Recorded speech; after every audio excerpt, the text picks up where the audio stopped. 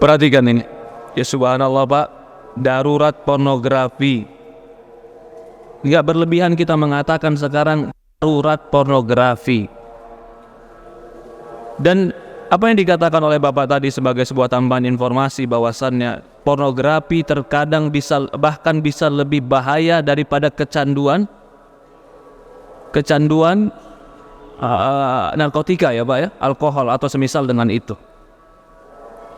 Ya mungkin itu memang benar dan saya yakini itu benar.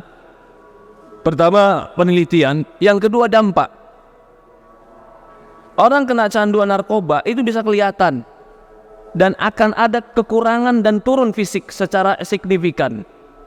Ketika turun fisik signifikan, akan berusaha berubah dan berhenti dari narkotika. Tapi kecanduan pornografi itu tidak akan ada perubahan fisik secara signifikan terlihat. Ya mungkin tadi otak mengecil, konsentrasi hilang, nggak bisa menjadi orang yang lebih konsentrasi. Itu kan nggak terlalu kelihatan dalam fisikis, hanya kelihatan dalam mental dan jiwa. Maka dari itu, pornografi itu berbahaya. Berbahaya dari apa? Berbahaya bagi mental, akal, dan jiwa seseorang. Kita tadi katakan bahwasannya semua anak itu dilahirkan dalam keadaan fitrah suci sama. Dia akan terwarnai dengan lingkungan yang mewarnainya dan pendidikan yang mewarnai. Begitu pula masalah kecondongan seksual.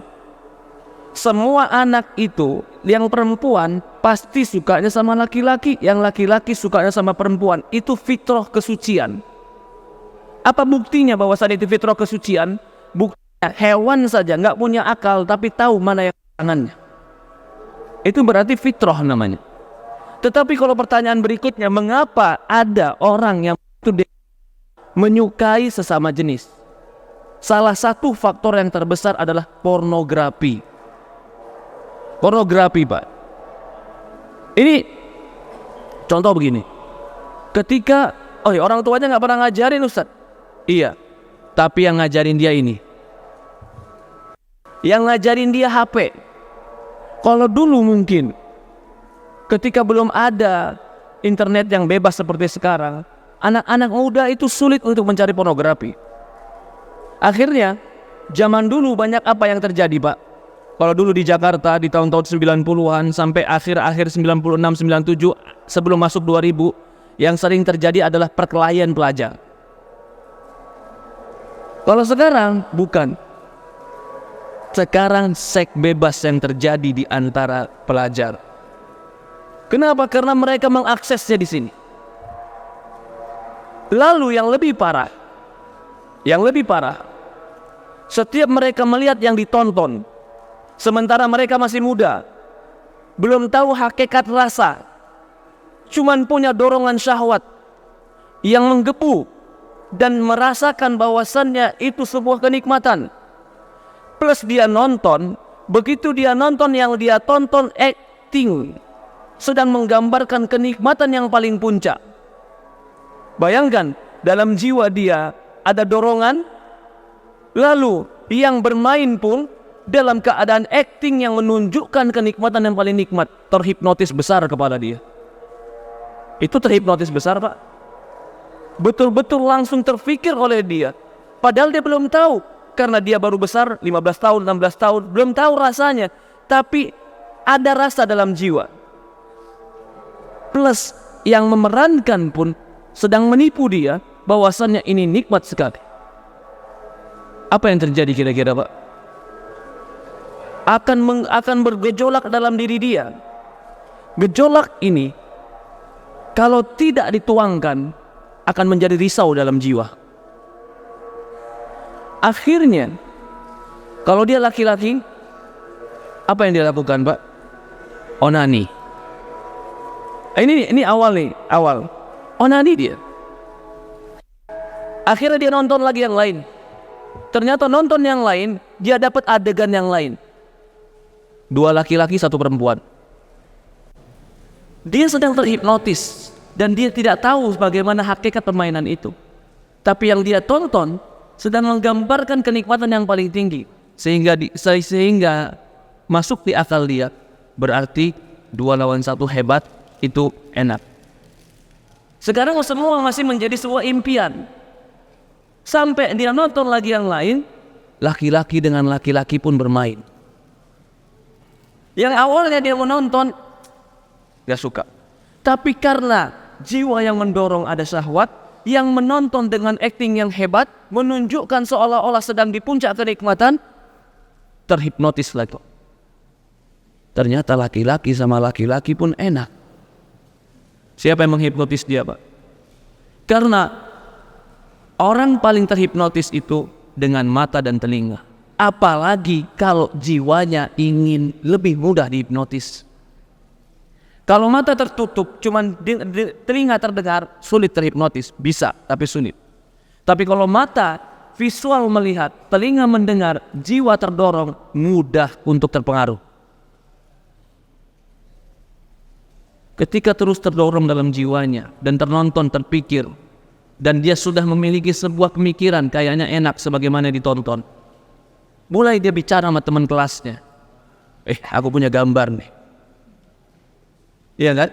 Teman kelasnya bilang apa? Gambar A. Ternyata dia punya jiwa yang sama apa? Sedang tahu mainan baru dalam jiwa yang namanya syahwat. Dulu waktu SD belum tahu, sekarang SMP, SMA baru tahu ada lezatnya syahwat. Temennya pun merasakan lezat yang sama. Tadinya Pak, cuma tuker-tukeran video, nonton bareng, oke? Akhirnya, maaf, onani baru. Sudah onani bareng, apa yang terjadi Pak? Nah ini kita berbicara tahapan-tahapan akhirnya dia jatuh kepada homoseksual. Akhirnya saling mengonanikan Pak. Akhirnya apa yang terjadi? Mempraktekkan apa yang dia lihat. Itu tahapan. Dan tahapan ini gak sekali. Ketika sering dia melihat, sering terhipnotis, dia akan lakukan itu. Di usia 16-17 tahun dia lakukan itu bersama temannya. Di usia 25 tahun bapaknya datang, "Nak, mau nikah nak?" Dia tanya, "Sama perempuan apa laki-laki?" 16 tahun sampai 25 tahun ada 9 waktu, 9 tahun dia mencetak dirinya sendiri. Lalu sudah 25 tahun ayahnya langsung bilang, "Kamu harus berubah sekarang." Ayahnya bilang dengan ucapan yang masuk telinga, tapi ayahnya tidak bisa menghipnotis anaknya sebagaimana Ibrahim menghipnotis anak. Mempengaruhi anak. Gambar yang dia lihat yang bertahun-tahun telah menghipnotis dia, lebih besar daripada nasihat ayahnya. Maka itu kalau dikatakan pornografi itu bisa candu lebih dari narkoba, betul. Lalu bagaimana? Tadi pertanyaan intinya bagaimana menasihati anak. Iya, tadi sudah kita singgung Pak. Pertama, kita tuh gak bisa memasukkan sesuatu ke hati anak kita. Gak bisa. Yang namanya nasihat dalam bahasa Arab itu adalah nasihat. Nasih itu murni, itu nasih. Maka dikatakan nasihat ketika dia murni, inginkan kebaikan tanpa ada tendensi yang lain, itu namanya nasihat. Gak pengen uang, gak pengen apapun, nasihat teman. Maka itu kata para ulama, sesuatu yang keluar dari hati maka akan masuk ke hati. Itu nasihat. Tetapi untuk menasehati ini, kita butuh hati yang kita persiapkan. Karena nasihat itu letaknya bukan di akal, letaknya di hati yang menerima. Maka sebelum kau memberikan nasihat, siapkan hati yang bisa menerima. Bagaimana menyiapkan hati yang bisa menerima? Tadi kita bilang, kenalkan dulu hatinya kepada Allah. At-taqwa hahuna, ketakwaan itu di sini kata Rasulullah. Di mana? Di hati. Fa inna fi jasadi mudghah, dalam jiwa itu ada segumpal darah. Kalau dia baik maka semua baik. Persiapkan hati dia dulu untuk menampung nasihat. Bagaimana mempersiapkannya? Kenalkan dia dengan Allah dan sucikan jiwanya dari amalan-amalan kebaikan, atau sucikan jiwanya dengan amalan-amalan kebaikan. Setelah itu barulah kita bisa memberikan dia nasihat. Nah, bagaimana memberikan nasihat tadi? Kita sudah bilang, salah satu nasihat dan keinginan itu bisa menyerap dalam hati, visual, pendengaran, juga sentuhan. Jadi ini gunakan apa yang dia tonton, apa yang dia dengar, apa yang dia sentuh. Ini akan membentuk sesuatu di dalam hatinya. Ketika kupingnya mendengar, yang dia dengar adalah sebuah kenikmatan, dia akan masukkan ke dalam hatinya. Tapi ketika kupingnya mendengar sesuatu yang menyakitkan, dia tidak akan pernah mau masukkan ke hatinya. Maukah bapak memasukkan ke hati bapak sesuatu yang menyakitkan, Pak? Gak bakalan mau. Kamu tuh anak nakal, kamu tuh bengal, kamu tuh bodoh, kamu tuh ini masuk dalam hati harus disimpan atau jangan disimpan dalam hati, Pak? Jangan disimpan, ya enggak? Tidak ada orang mau menyimpan dalam hatinya, kamu tuh bodoh, kamu tuh bengal, kamu tuh nakal. Jadi kalau ada nasihat tapi di dalamnya adalah melukai hati, tidak akan pernah bisa masuk ke dalam hati. Karena dia tidak akan mau menyimpan di hatinya. Kalau begitu bagaimana cara menasehati? Jangan melukai hatinya ketika nasihat keluar dari mulutmu. Tunjukkan ketika menasehati, aku tuh cinta sama kamu. Yang kuinginkan itu kebaikan untuk kamu. Yang kuinginkan itu adalah kau menjadi orang baik. Kamu tuh orang hebat. Kamu tuh orang yang kucintai. Kamu tuh orang yang kukagumi. Kamu tuh belahan jiwaku. Ketika dia merasakan itu dari seorang ayah, dia malu sama ayahnya. Iya ya, maaf aku berbuat jelek. Kenapa? Dia merasa bahwasannya dia ini idola, dia ini kesayangan, dia ini belahan jiwa dari orang tua.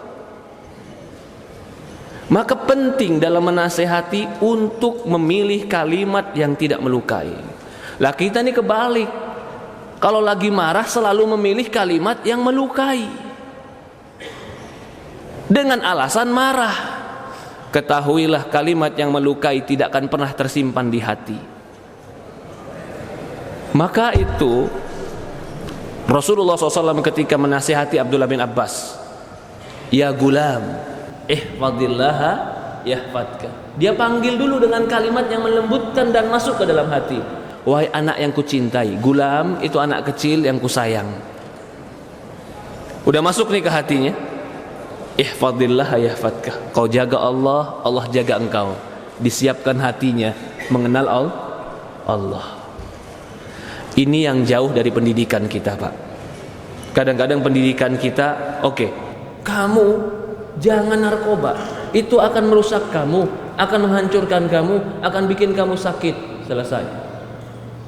Adakah kalimat nanti Allah tidak mencintaimu? Nanti akhiratmu rusak? Adakah kalimat itu? Tidak. Ternyata didekatkan hanya pemahaman-pemahaman fisikis, tidak didekatkan dengan pemahaman rohani kepada Allah Subhanahu wa taala. Allahu alam, penting bagi kita untuk mengenalkan anak-anak kita kepada Allah, dan pilihlah kalimat-kalimat yang ketika disimpan di hati, kalimat itu menjadi nyaman sehingga dia tidak merasakan apa yang kita ucapkan sebagai luka di dalam hatinya. Allahu a'lam.